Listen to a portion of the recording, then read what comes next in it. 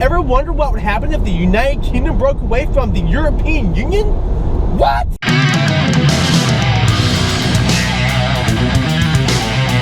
You guys have never really thought about that? Never? Not at all? The United Kingdom has been talking about breaking away from the European Union. So we want to talk about, well, what is the European Union exactly, and how do these things that's going on right now, how do they factor into the study of advanced placement human geography? Supranationalism occurs when countries band together in order to help one another at the expense of individual country sovereignty.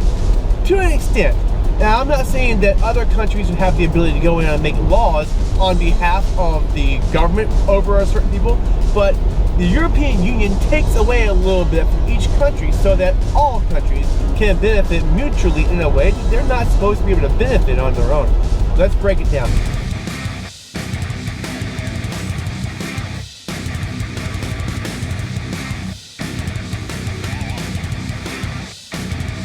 The European Union started off as the European Coal and Steel Community and was designed more or less as an economic supranational organization that would make trade and travel across the borders of Europe a little bit less cumbersome so that more trade can be done, more money could be made, and Europe would stay competitive on a global level. Some of the basic things that the European Union strives to do today is to make it where there's no regulation or things like that go on from state to state within Europe, so you can just kind of go across the border as needed and trade is not taxed. And also the euro helps currencies to remain the same so that you don't have to go and exchange out currency whenever you do business in other countries or travel abroad. These things really do kind of help the European Union to be a little bit more of a global competitor. Part of the motivation for this is you've got big Goliath economies like the United States and China and India, and the Europeans wanted to be more competitive and not outpaced in the world of a globalized economy where we're all in it to win it. We're all together in this. What's going on then with the United Kingdom and their role in the European Union? The European Union, being a supranational organization and kind of taking a little bit of power from individual countries that are member states, requires each member state to pay a fee, or essentially a tax, into the budget for the European Union that is then kind of shared with everyone. Now, the European Union gives delegate seats to individuals from these member states that allow each member state to have a say in the rules and policies of the European Union as a whole. But they are kind of costly to certain economies, especially the ones that are doing really well, like the United Kingdom. Germany, the United Kingdom, and France are the three most powerful economies within the European community. And so those three, I want to say just those three, actually pay more towards the European Union budget than they actually get out. If you are a British conservative and you're seeing your people pay money to help the Greeks, for example, whose economy has been in shambles, and other Eastern European countries, and anyone else whose economy is not as strong, at the expense of the British economy, you are probably not a big fan of remaining part of the European Union, and you probably want to Brexit. Especially if it looks as though your country as a whole could do better on the outside of the European community. No one has ever done this before. You've never had a strong economy that's part of the European Union just break away and decide not to be part of that anymore. And so really nobody knows what will happen. So let's break it down and look at the proponents for the Brexit and those who are against the idea altogether and want to remain part of the EU.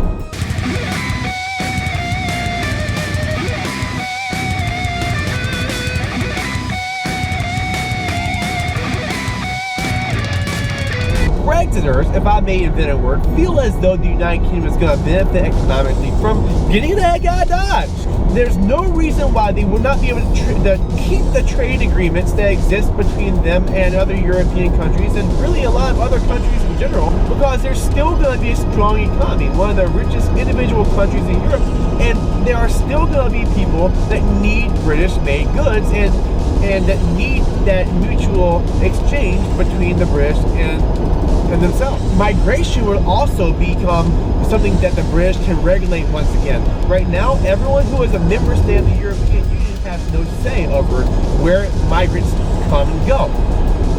And so if you have a huge flood of Muslim refugees, for example, coming in, and they might also be bringing in ISIS, then, well, you can actually help to fight against potential terror threats within your country simply by being able to determine, again, who's going to come and who's going to go. On the other hand, from an economic standpoint, UK Brexiters also feel as though the economy in the UK will grow as more immigrants are going to leave, opening more jobs, in theory, for people that are native to the United Kingdom. While there are some larger corporations that are located in other states within the European Union, many British economists also believe that the economy is going to benefit and more jobs will be created in smaller organizations that are still home mainly to the United Kingdom itself. And so there would be more opportunity for those corporations to thrive under a single United Kingdom economy that's not really part of and not explicitly connected to the European community.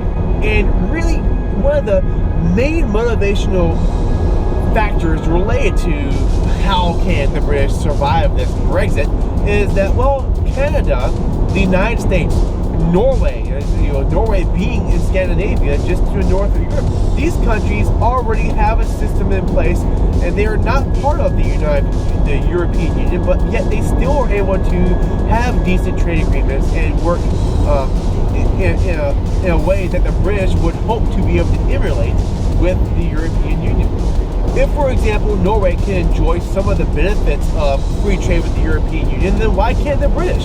People that are against British exit and really for the British staying in, which includes about 50% of the Brits themselves, say that there's no way these trade agreements would be made as simple as these Brexiters say that they're going to be. In fact, our own President Obama, has said that the British would be the last in the queue, and when the United States is making trade deals, they're going to prioritize the European Union as one economy over the British, who is going to be at the very back of the line. The French have outright said there will be consequences for a British exit from the European Union. So many others that are against British exit feel very strongly that there's going to be ramifications that will reflect bad, at least in the short term, on the British economy. Some opponents of British exit also say that there's going to be a huge loss of jobs the British are not ready for. For example, what happens if you have workers that live in the European Union that all of a sudden now have to go through certain regulations in order to not be illegal immigrants within the European community? These guys might be out of work, those businesses might be shut down, and this would be catastrophic for the British economy. It could result in a loss of up to 3 million jobs. And finally, people believe that to leave the European Union would be to lose power and influence over European affairs, which would be kind of a big deal since the British is one of the most powerful European economies, since they are a member of the United Nations as well as the UN Security Council, one of the 5 permanent members of that subgroup within the United Nations. To not have a say in European regulations or in economic policies and things of this nature would be catastrophic, especially because many still believe that the British are going to fall under this umbrella of those that must adhere to those European-made policies. But now they just lose their role as part of the representative body in Brussels. No one really knows what the Brits are going to do.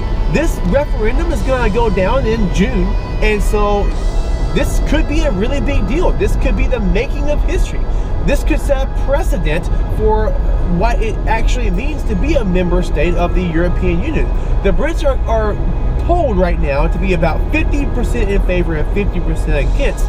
And so it looks as though anything could happen in this June referendum. Bottom line, while politics and power play a major role in this referendum and in this whole issue with whether or not the UK should remain in the European Union, it really is about money. The whole motivation for leaving has to do with the idea that the British economy could do better without the European Union.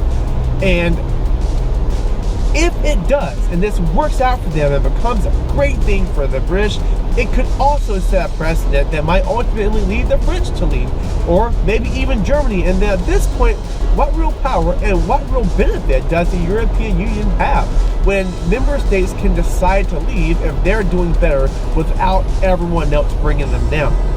questions that need answering.